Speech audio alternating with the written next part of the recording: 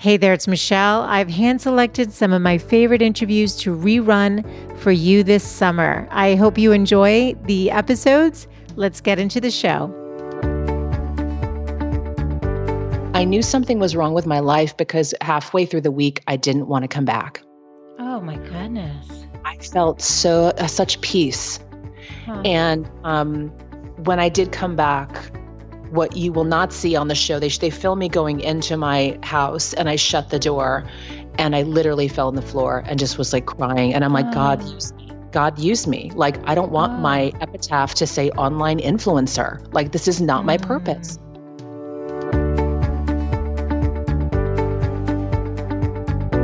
Welcome to the Good Life Coach podcast. I am your host, Michelle Lamoureux.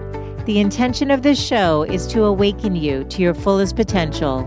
Join me each week for inspiring interviews to elevate an area of your life, as well as interviews with women entrepreneurs who are creating success on their own terms. Each episode provides actionable tips to guide you to design a life you love. Hey there, it's Michelle, and welcome back to the show. I am so thrilled you are here today, and maybe you are looking for a little escape. One that will entertain you and inspire, but also help you in some meaningful way. That is always my intention with the show.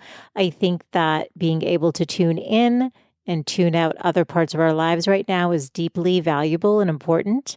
And I am committed to continuing to bring on really interesting female entrepreneurs and experts to elevate both your business and your life. So joining us today is Allie Brown, who's a woman that I've followed for a few years now. And it was actually really fun to connect with her for the interview because her voice was so familiar to me. I felt like I already knew her, but it was so cool to just see how smart and down to earth and relatable and interesting she is in person. And so I'm thrilled to share today's conversation with you today.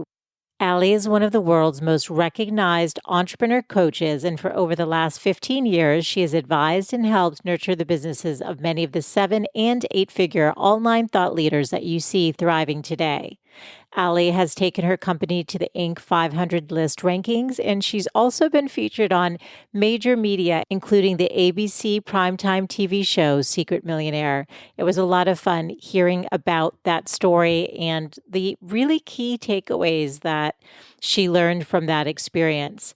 But we also tackle a lot of important topics: leadership, how to set yourself apart, what she's advising her 7- and 8-figure clients to be thinking about and doing in light of what's happening in the world today, what the mindset traits are of women in the 7+ figure category. We talk about what you need to do in order to be thinking bigger for your life and your business and to really pick a lane where you stand for something that you believe in. Allie is a woman who I admire and who is raising the bar for female entrepreneurs and what's possible. This is such a great conversation with lots of laughs and great tips. So let's get into the show.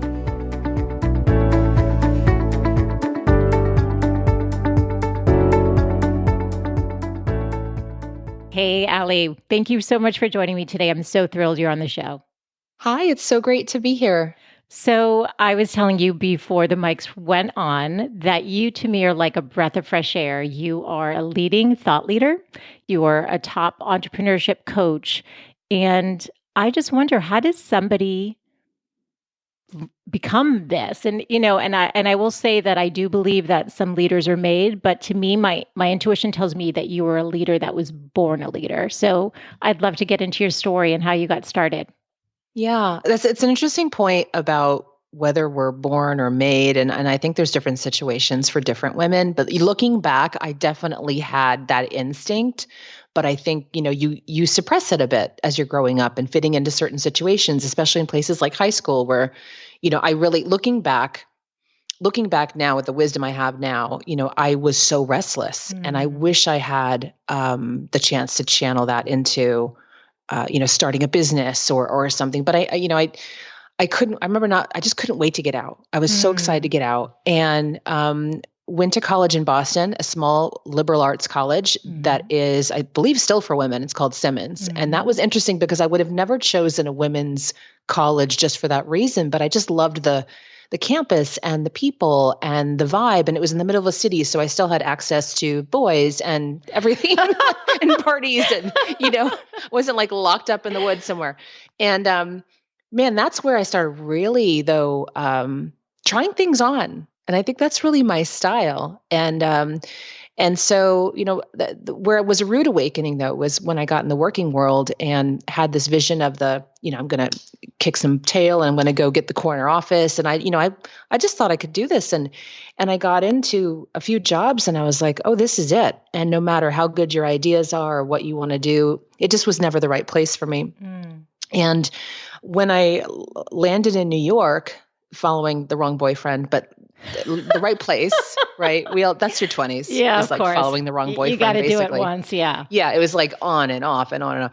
And but that got me to New York City, and my last job was there, and it was a little ad agency, and that's where I realized I was a good writer. I was a good communicator. That I was finally in a place that I felt pretty valued to a point, but the money was terrible, and I met a friend.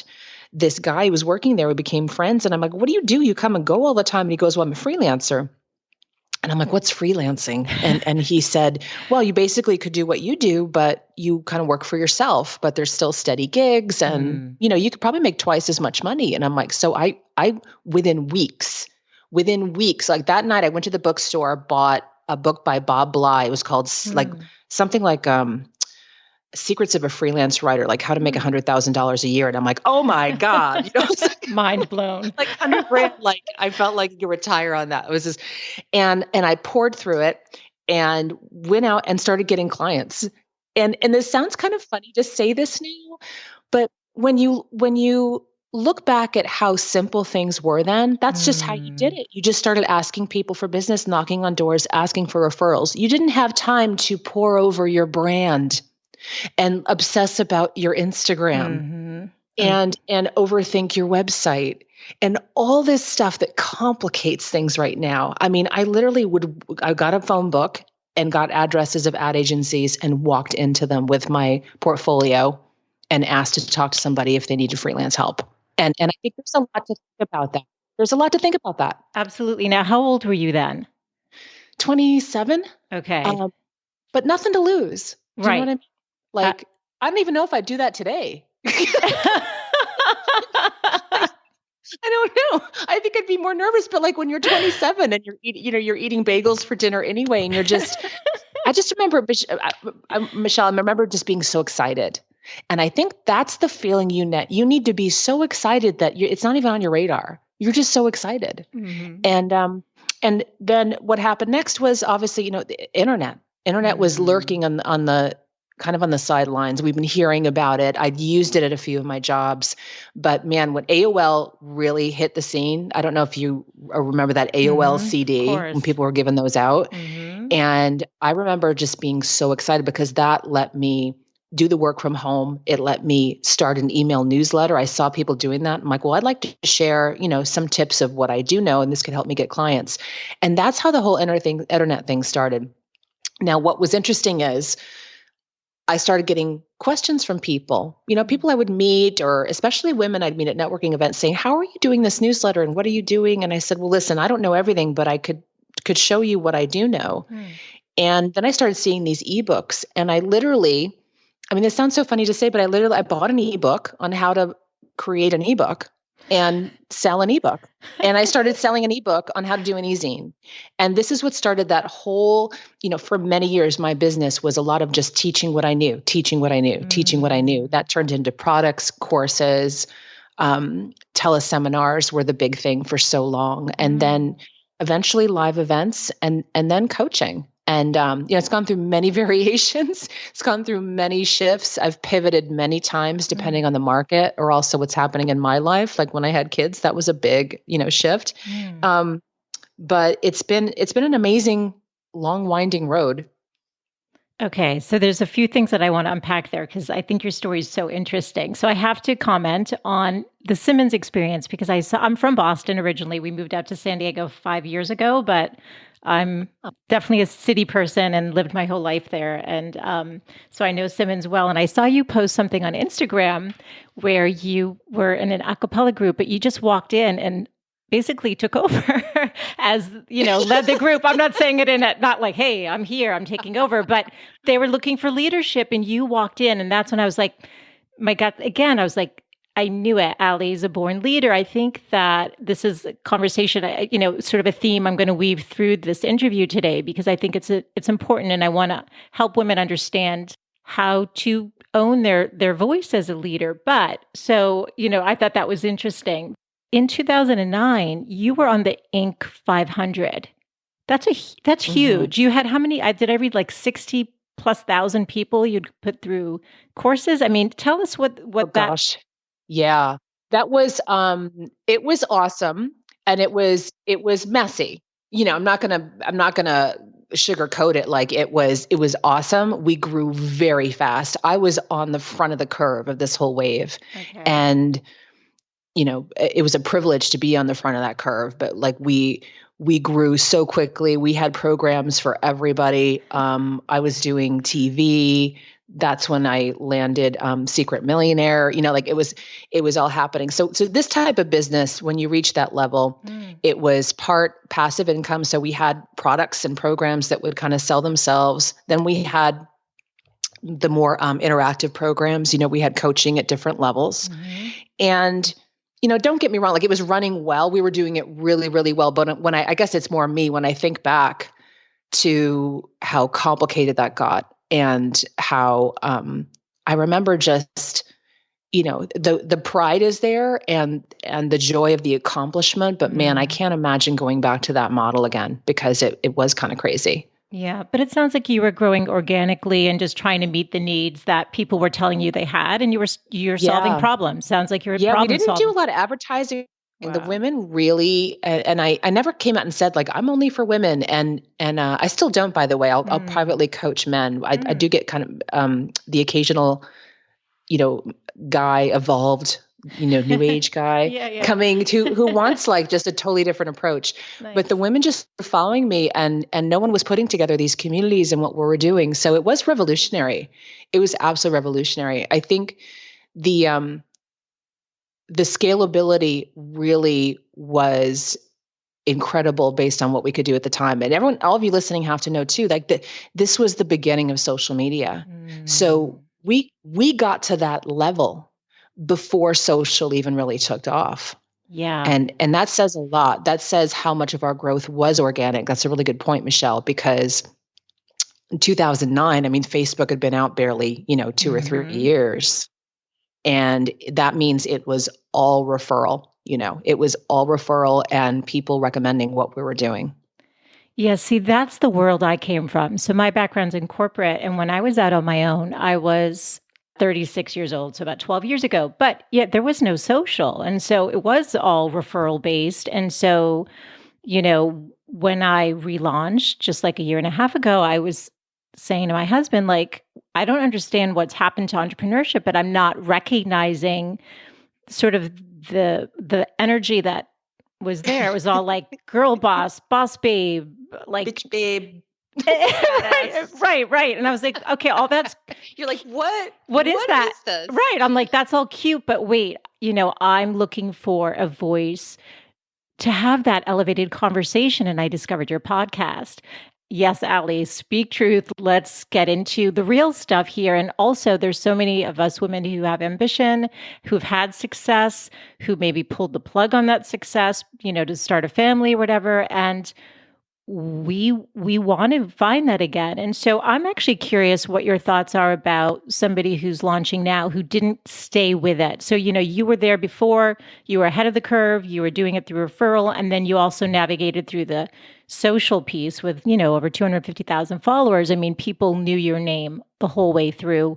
What would you say to somebody who's kind of did pull the plug like I did and is back out there again? Oh, I think it's actually a great time because you know what's going to happen right now with this pandemic? Yeah. I mean, if the best thing to come out of it is like most people fall off the map. I don't mean literally like die, but I mean Right. literally like fall out of this business space. And that's actually what I'm hoping. That's a horrible thing to say as a leader. No, say more. I hope they'll go find what they're really supposed to be doing. I think that's my message. You know what I mean? Because there is such madness. And whenever you see a shakedown like this, it's going to separate the leaders from the ones who just are kind of playing business. And I think that's a good thing. And so when you look back at the last recession, it was actually a great time for some people to really step up into leadership and decide, say, you know what, everything's shaken down anyway. Let me decide what I'm really here to do and do it really well. And, I just had a coaching call this morning with a client, and she's actually overseas, and I work with her privately, and she is in the middle of deciding what to do with her team, and half her team has been driving her crazy anyway. And this is actually a fantastic opportunity for her to make some changes. Like it finally has given her the courage, because a lot of women, we won't make these changes until our back's against the wall. When times are good, you don't have to be as good. But right now is the time. If you're good, you're going to be seen. You're going to be heard. So it's not your time to hide. Strategize. Think through what the steps you want to take. But I think it's a fantastic time for the women who really know what they're doing. I think actually it's our time to shine. Oh, I love what you said. Okay, you mentioned The Secret Millionaire. What is this? Was this 2011? Was it? Yeah. Okay, so I thought that I've never interviewed somebody who was on The Secret Millionaire. So you have to paint a picture. How did this come about, and what did you take away from it? I know that it impacted sort of how the trajectory of your own business as a result. How it happened is kind of funny, because this is when we were like, I mean, we were riding the wave. I'm on TV. Like it was awesome looking back. We had huge events. I hired acrobats to bring out the coaching applications. I mean, it was like, we just, so picture all this going on, and I'm sitting there in my Gucci pants and, and we get this call, and a girl on my team who was still a little green, she probably didn't know how to handle these types of inquiries. And we got so many BS inquiries too.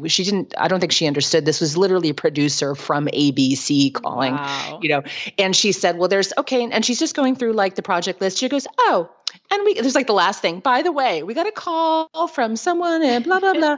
And there's this show called Secret Millionaire and blah, blah. And I'm like, wait, I think I've heard of this. And then, so we get on a call with the producer, and they explain what it is. And I hadn't had the chance to do a lot of research yet, but she said, basically, I said, what's the premise of the show? She goes, well, we take you out of your comfortable environment. We put you in like a hard emotional environment. You live on welfare wages and give away $100,000. And at first I said, I'm not interested. Right.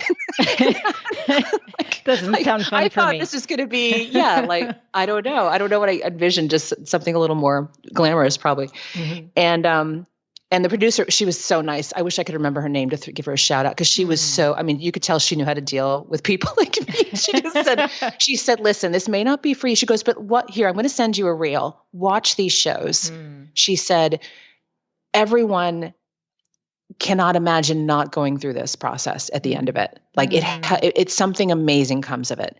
And sure enough, I watched a few of the shows, and I actually thought, I remember calling my mom, and I said, I think this would be good for me.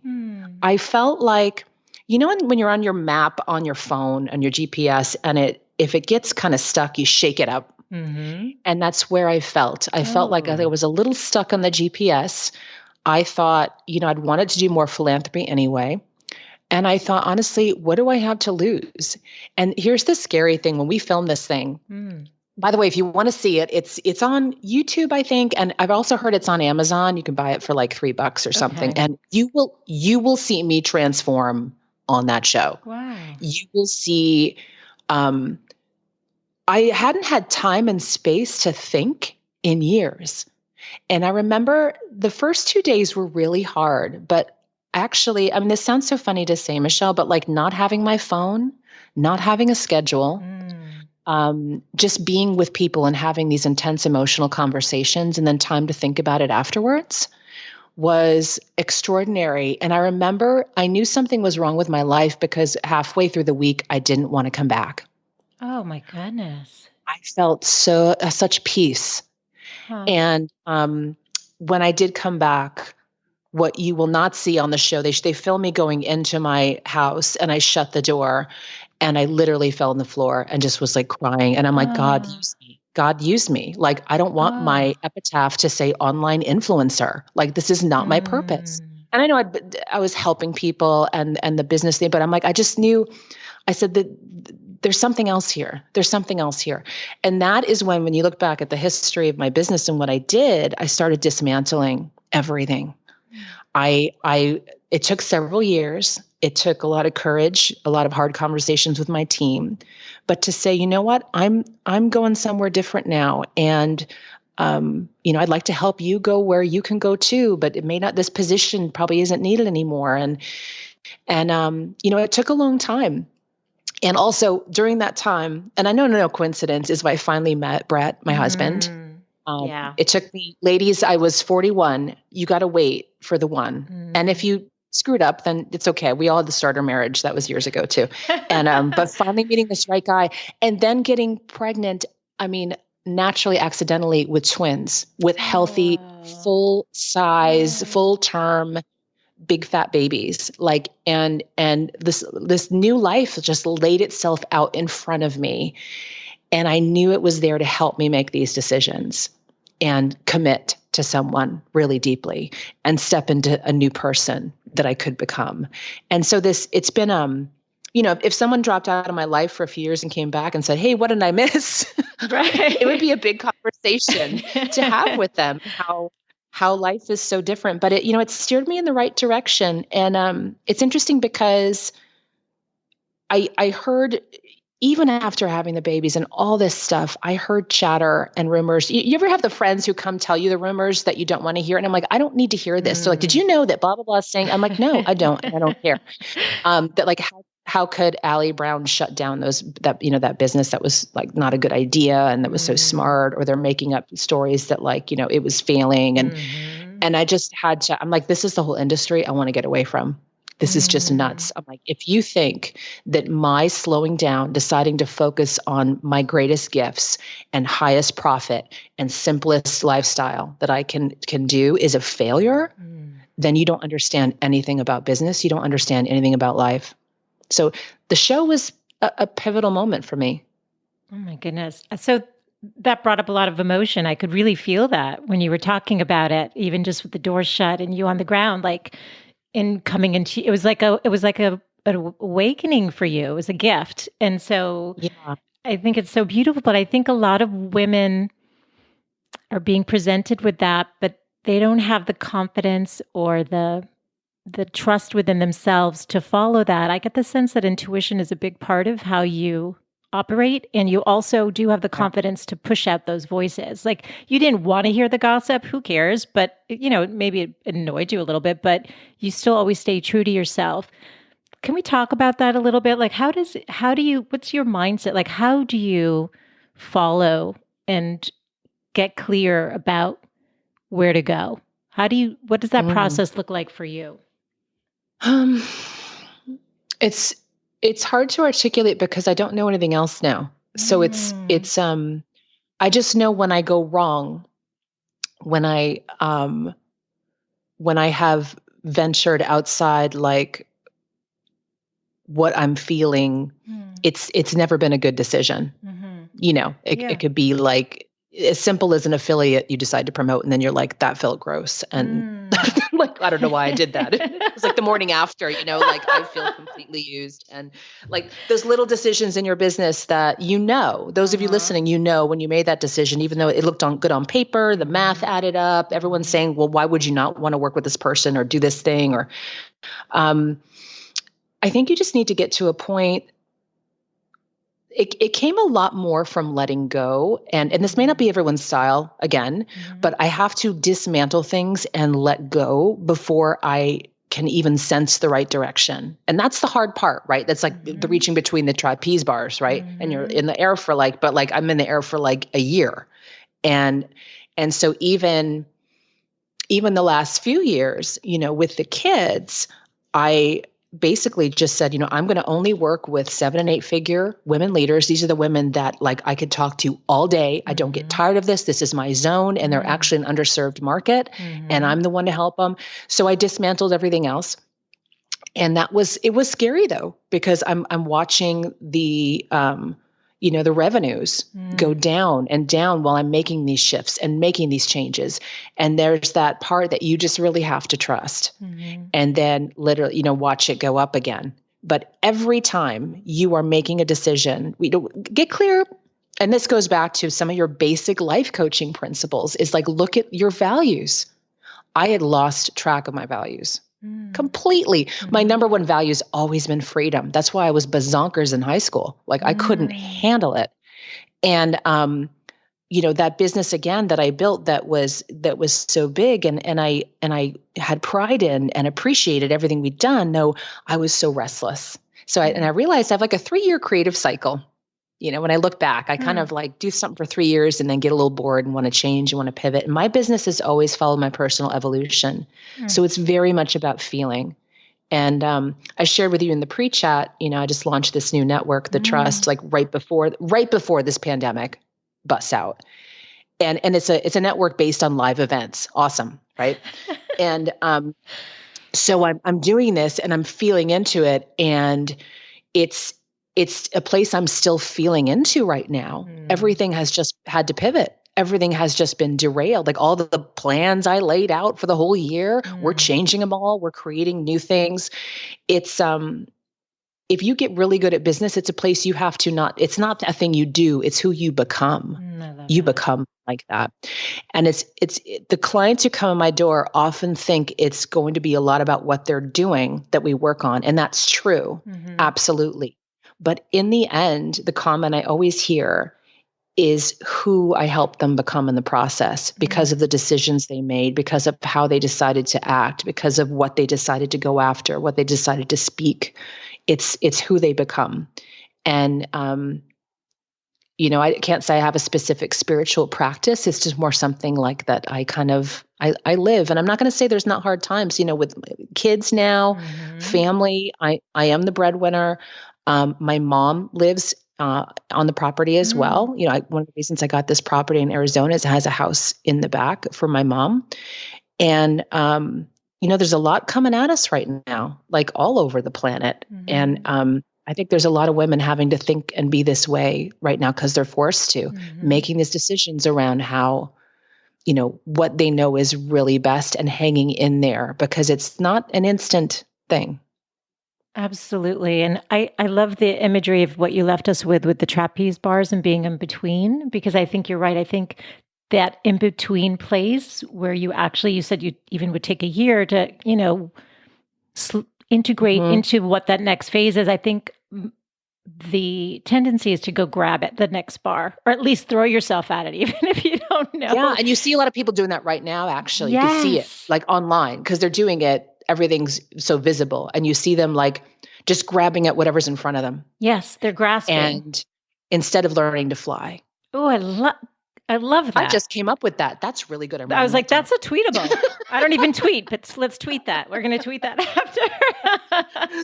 Yeah. So grabbing that bar. Yeah. No, they're grabbing whatever's presented to them, right? Oh, I love it. In front of you. About the flying. Yes, that's right. We want the women to fly. Yeah. So actually, go ahead, please. Yeah. No, I was going to say like, listen, and I'm practical too. You got to pay your bills. You got to figure out what's, I'm not saying that like there's not realities, but man, is this a great chance for people to choose and think about what they really want to do next. This is so good. Well, you're working with 7 and 8 figure entrepreneurs, majority of who are women. So I'm just curious, what are some of, can you maybe share a key piece of advice that you're sharing with them in terms of how to pivot or focus on what to do to come out strong? Navigating. Yeah, navigate. Yeah. That's a great word. For a few of them, they're jumping on this because what they offer, what they do is actually perfect for so many people right now. And then there's a few who had some tough conversations with their team and this is the big girl business stuff that no one wants to do, having the conversation with the team saying, you know what, we don't know what's going to happen the next 6 months. And so I don't want to lose any of you, but we're going to all take a 20% pay cut. And that's myself included. And, or not even paying themselves, some of them, but because they don't want to lose the momentum they've created. And these are the things that really separate, I'd say, the women from the boss babes, in the decisions that they are really making with their team and the vision of their company and their mission. And they're making some hard decisions right now. But it's interesting too. I hear from some of them, they're actually enjoying having the kids at home. Like when you look at what's just happened, okay, 10 years ago, we all dealt with the money issues, right? That were happening, recession. Yeah. Right now we're dealing with money. We're dealing with family. We're dealing with education. We're dealing with our husbands home all the time. And we love our husbands dearly, but we are, really need some space. We're dealing with health issues. We're dealing, and there's just so many things being thrown at us right now. And so ladies, cut yourself some slack. You know what I mean? Like cut yourself some slack right now. It's also okay to slow down a bit if you can. Yeah. That's such good advice, Sally. It's such good advice. Let's talk about the word iconic. Your events, I know you'll go back to them when it's time or re-innovate how you're doing them now. But I love the word iconic and iconoclast, which is, I can't think those words without thinking about you. You've branded it beautifully, but tell us how do you define what it means to be iconic, and how does a woman set herself apart as an iconic person in her field? Yeah. The word came to me because I saw so many women just kind of aiming for normal and aiming for average. And because our dials are naturally turned down as well, when you aim to be just good enough, you're not even there. And you're going to blend in with everybody anyway. So when I came up with that word, I was like, what word represents where I want to bring these women? And that was for them to be iconic in their industry. And like known for something. Yeah. What's your legacy work? What do you stand for? And so the beginning, for 3 years, I had these events. And the beginning, I have actually used a song from The Who, which it was it's the beginning of Eminence Front. And I don't know, you and I are not too far off in age, but the Who is, right? Yeah, of course. Okay. Of course. I'm 49. Yes. Literally. Okay. Funny story, like a millennial. So I'm playing this, like we're getting ready to go, like, and we're getting the night before and we're testing all the AV, and someone said, like, that's a really good song. What is that? I'm like, oh my God, it's The Who. Like, how could you not know The Who? It's hilarious. So the lights go off, this slideshow comes on, and it's all these iconic women and men, but like just flat. And like, that's all I wanted them. I wanted them to take in, like, people who've done extraordinary things in the world, in business and elsewhere, and then really feel into, them becoming something like that in whatever industry they're in. And so, because I think so much of the conversation around women in the past year or two has been about equality, that's all great, but I want women to aim higher. Yes. I think that conversation pulls a lot of us back down to the normal and the competing and comparing. And not saying that there's not issues to be fixed, especially in corporate that's so behind the times. But when you have your own business, you choose your rates, you set the bar, you decide all this, and they forget that. And so I said, what if you were iconic? What if that's what you decided to be? What would you do then? Who would you become? How would you think? And so most of the exercises we do are like on flipping your thinking and switching paradigms. And then I did that for 3 years, right? I said 3-year cycle. Right. And now I just launched a newsletter on LinkedIn called The Iconoclast, because I actually think now that's a better word for how we need to think, because traditional institutions have failed us. Conventional business, nothing is going to work anymore. When you see the businesses falling apart, they're ones that really were not looking up. And you think they would have learned 10 years ago, but they didn't. And I just want everyone thinking a little more renegade. Yeah, I love that.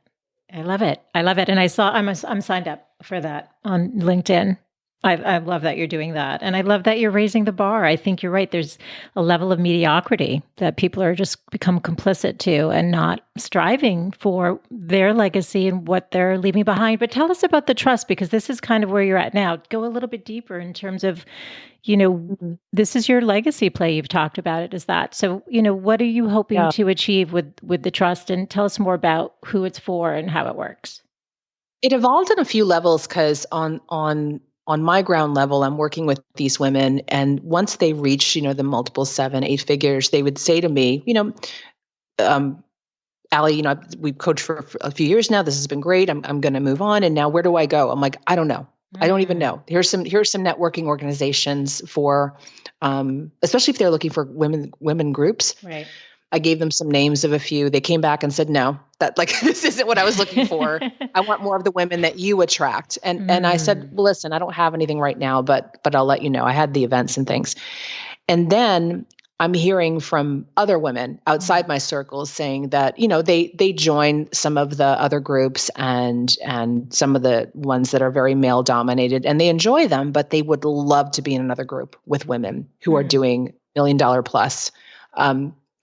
And I just started kind of just percolating on this. This has been going on about 2 years, actually. And I came up with the name about 2 years ago. And so I just kept thinking it wasn't the right time. So I was working on it.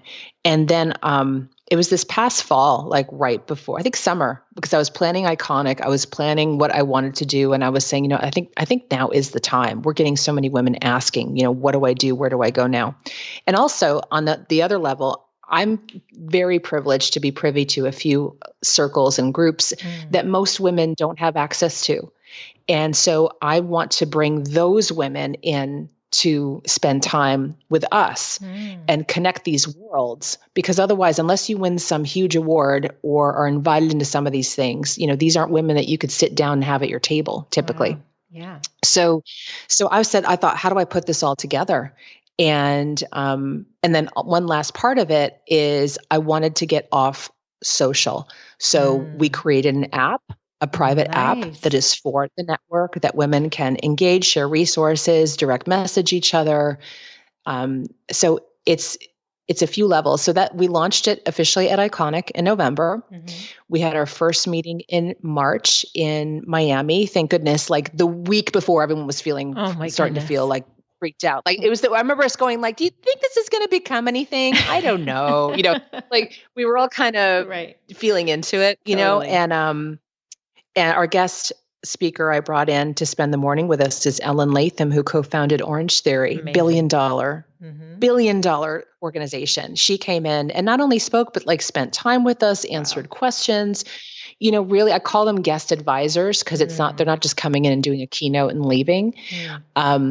And so it's the combination of the events, the leadership, the connections that I didn't see anywhere else. And again, there's organizations that could be a good fit for many women, but there's a certain type of woman that was looking for something much different.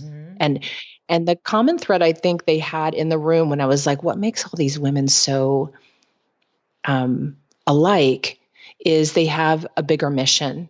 They want to make a bigger impact, but they've also proven themselves with the business because they want to be around other women with business acumen. And so this is the trust. It's jointhetrust.org. As I mentioned, we've had to pivot a few things, but our next big event is going to be in the fall here in Arizona. And I can't announce the speaker yet because she hasn't sent back the signed contract, but it's, I'm bringing in these women who've built these 9-figure plus companies to spend time with us. Amazing. I commend you and have gratitude for you for creating this space for women. And I think it's amazing. Well, can I just ask you one question then? So you talked about what you see in common. What are the mindset traits? Because you did work with the women early on. You had the program for everyone. What do you see as the mindset, including yourself, of the women who have scaled to the 7 figures? I would say a few things. One is pick a lane. Pick something that you stand for and become known for. And that can be terrifying when you're looking at comparing yourself to people who market to the masses. Mm.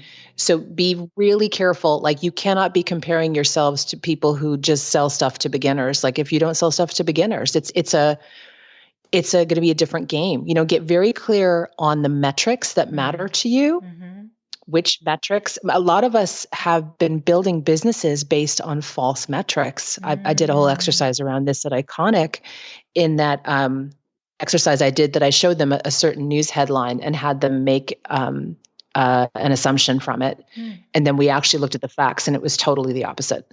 Like, it was totally not what they were thinking of. It was look and how we make immediate decisions from those numbers without truly thinking through if it's best for us and our business. So, for example, people who are suddenly jumping on building huge followings on certain platforms online, where their market may not even be, right?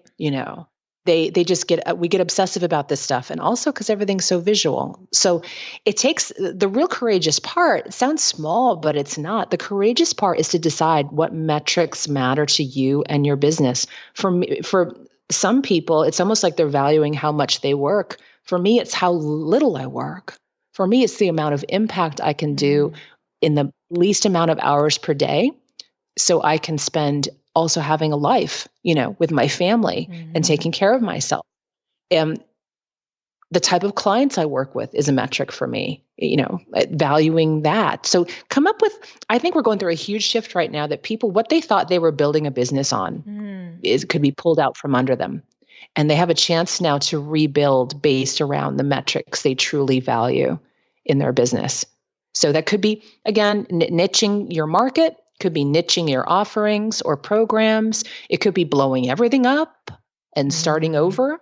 It sounds kind of liberating. I love when clients are like, I'm ready to blow this up. I'm like, awesome. I'm like, we get the whiteboard out for like, what's going to go first? Who are we going to fire? People's teams get so nervous when people work with me, because usually they come back and like get rid of like a little dead weight. But they're just liberated. It's so liberating. This is a time of liberation. Let's take that in. Like, let's look at this as a time of liberation. So many great words and like themes from today. You're so great. What do you do to foster your success? Any routines, habits? And here's where it takes courage again, is for, a lot of women don't want to tell their team, you can't schedule calls for me before 10 a.m. because I'm going to go for a hike. And we're guilty doing that. And so you need to become what's going to feel incredibly selfish, because you are the product. And as we move into this new age, it's going to be more creative. You're going to need to think much differently than you did before, and you're going to need more white space. So build that into your schedule. My whole schedule's just shifted. Like, when the past several months we were working on the launch, and so I had the team here working at my house. We have several bedrooms. We converted to offices. It has its own entrance. This house was just made for all this. It's great. So cool. And so we would start at 8:30. Like, we would just get this done. And what's interesting now with this shift is I think I just feel different, because like no one knows when I'm here or not really. So I'm scheduling calls later. Like yesterday, I went for like an hour and a half hike by myself, just pure heaven in the desert. And, I'm realizing, I need to build this in again, because I got some great ideas and I felt just peaceful and calm about the decisions I had to make that day. And so it's, I know that it's not easy all the time for everybody. I feel blessed too, because look, money buys you more support, hands down. And I think women need to focus on making a lot more money than they did before, because we're not even talking about luxury life now. We're talking about healthcare. We're talking about being able to get the foods you want. When you see what just happened, and it's still happening, being able to buy, healthy, fresh, organic foods, being able to afford good healthcare. Like, I go to a naturopath in town here that, they're not inexpensive, but my immune system now is like bulletproof. So these are the things that money is going to be buying in the future. And I think a lot of women feel guilty around the whole money conversation. That's a whole other show we could have, by the way. But like, you need to know, this isn't diamonds and furs and caviar anymore. This is about healthcare for your family. This is going to be a real shift.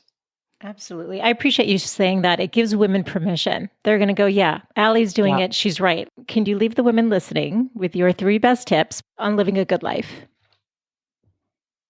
I'm going to say right now, and I'm going to maybe it's a bit of a recap as well. Is that okay? Yes, please. Kind of based on what I've shared. So Yes. I would say use this time to consider what you most want to do next. And ask yourself the question, what if this was the perfect time to start doing that? Just sit with it for a while. Don't worry about the how yet, but just ask yourself, what if it was? What would that look like? The second is, and I'm sure people have heard this elsewhere, but use this time to spend with your kids for sure. Like we're actually really enjoying most of the day. Enjoying. If you see my Instagram, there's this one video like of them scootering by, like they're hanging on each other with a pool noodle. So cute. It's like that all afternoon. But the way my twins are almost 7. It's just this magical age, that they're 6, and the way their faces. Sorry, I'm going to get emotional. The way their faces light up when they see me here with them, in the morning, and we don't have this morning rush. We're not like shoving them out the door, with a lunch. But it's been hard for me too, because I do my best work absolutely uninterrupted.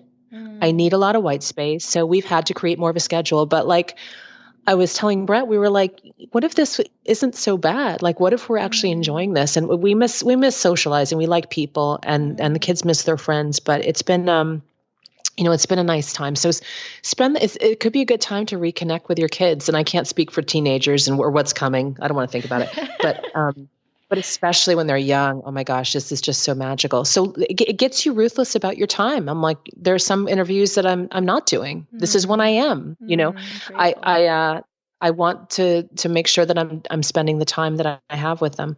And then, the third is I just think, women are going to be a big part of this shift. The last big boom you saw in women starting businesses was actually after the last recession. When you look at, now I'm saying that anecdotally, it'd be interesting to see. I'm sure the stats could back it up, but you saw a lot of women go, oh, this all old way isn't working. Let's do this. And social media was booming. The internet was booming.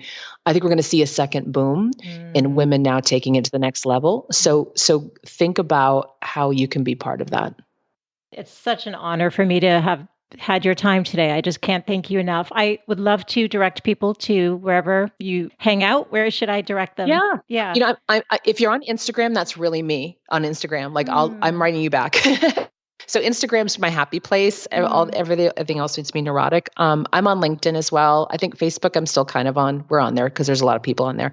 But AllieBrown.com, Glambition Radio is the podcast. And would love you all to come follow and keep up. You're amazing. Thank you so much for your time today. I've really enjoyed this from my heart. And thank you so much. Thank you. This was great. Thanks so much for tuning in today. I hope you gained some new information or inspiration for your life. That the essence of this show is to really wake up to what's possible for you, to reclaim your beautiful voice, and to really learn to love and prioritize yourself. So if you gained any value from any of the conversations you've tuned into, make sure to subscribe on your favorite podcast player. You can do that right now on your phone. And please do consider leaving a rating and review if you have yet to do so on Apple Podcasts. It's actually how more women can find the show. And I really want to grow a community of women who are loving themselves and living full on. So thank you as always for tuning in. And I look forward to reconnecting with you next Wednesday. Bye for now.